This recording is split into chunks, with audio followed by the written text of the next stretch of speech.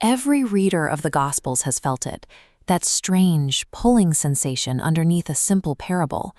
It feels less like a lesson and more like a hidden mechanism being triggered in the basement of your own mind.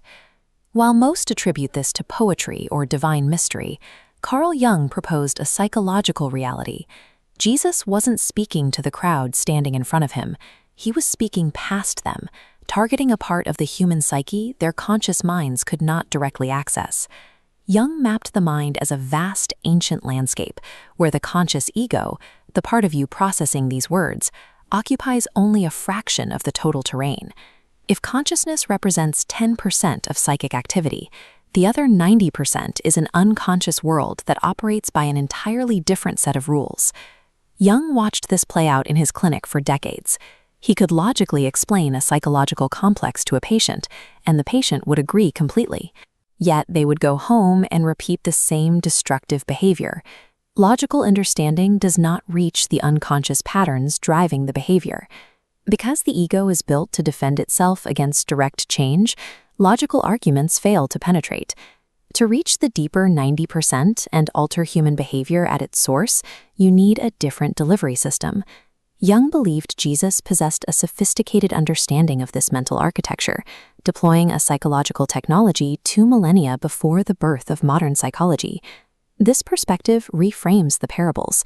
They were not simple moral metaphors or stories designed for easy mass comprehension. They were calibrated to bypass the intellect entirely. The unconscious mind rejects logic and evidence. It does not speak in words or arguments. It communicates exclusively through images, through symbols, and through dreams. To rewrite deeply buried psychic programming, Jesus used the only language the unconscious could process. He used domestic stories as surgical instruments, designed to slip past the ego's defenses. In Jung's terminology, a sign points to a known fact, like a red light meaning stop. A symbol is different. It points towards something that cannot be fully known. It carries more meaning than any definition can hold, allowing it to penetrate the depths where a sign would be blocked. Jesus hid these psychological triggers inside the most ordinary, domestic images: a merchant finding a pearl, a woman losing a coin, or a peasant plowing a field. These familiar scenes acted as a Trojan horse, carrying a transformative charge into the psyche. The parable of the Prodigal Son serves as a map of this internal world. Jung identified the younger son, the one who breaks away from his father to build a life from scratch, as the ego. It insists on its own autonomy until it ends in the desolation of the pig farm. The older son, who remains at home, represents the shadow of religious performance. He follows every rule, but his obedience is fueled by resentment and suppression rather than wholeness. He is just as fractured as his brother, but his pathology is hidden behind a mask of virtue. Notably, Jesus tells these stories and stops. He refuses to provide a theological commentary or explain what the characters represent. Jung believed that explaining a symbol kills it. The moment you translate a story into doctrine, it becomes mere information. It loses its power to reach the unconscious and transform the listener.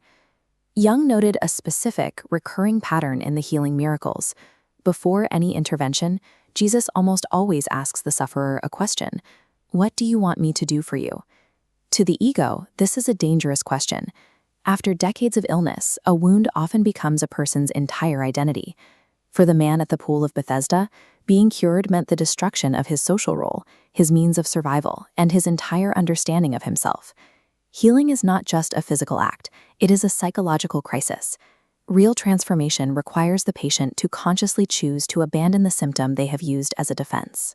The psyche must be willing to let the old identity die so that the wholeness underneath can emerge. Jesus was not simply fixing bodies. He was forcing individuals to confront the boundary between their consciousness and their unconscious. He cracked that boundary open, making the person an active participant in their own dismantling. This psychological reading redefines the most famous phrase in the Gospels: the kingdom of heaven. Jung focused on the sentence in Luke 17:21, "The kingdom of God is within you." It is not a future event or a post-mortem reward. It is an immediate, internal state of consciousness. Jung called this individuation. dismantling the fragmentary, performing ego to reveal the unified self at the center of the psyche. This self is the organizing principle of the entire mind, hidden beneath layers of defensive armor. Speaking directly to this reality provoked violent reactions. When an individual is heavily invested in their psychological defenses, the truth sounds like a threat. The ego registers this destabilization as an attack on its survival. If the sacred is found directly within the individual psyche, it is no longer a commodity controlled by a priesthood or a reward granted by a creed. This realization bypasses the need for mediation. When the source is located inside the person, every external authority that positions itself as the gatekeeper of the divine becomes secondary. Jung didn't see the phrase, "he who has ears to hear," as a sign of spiritual elitism. He saw it as a diagnostic statement. A symbol only activates when the listener has the corresponding inner reality to receive it. These symbols did not die with the man who spoke them. They wait in the collective unconscious for the moment an individual's life has cracked open wide enough for the light to enter. There is likely one specific teaching that has stayed with you, regardless of your beliefs. Jung would say that is not a coincidence.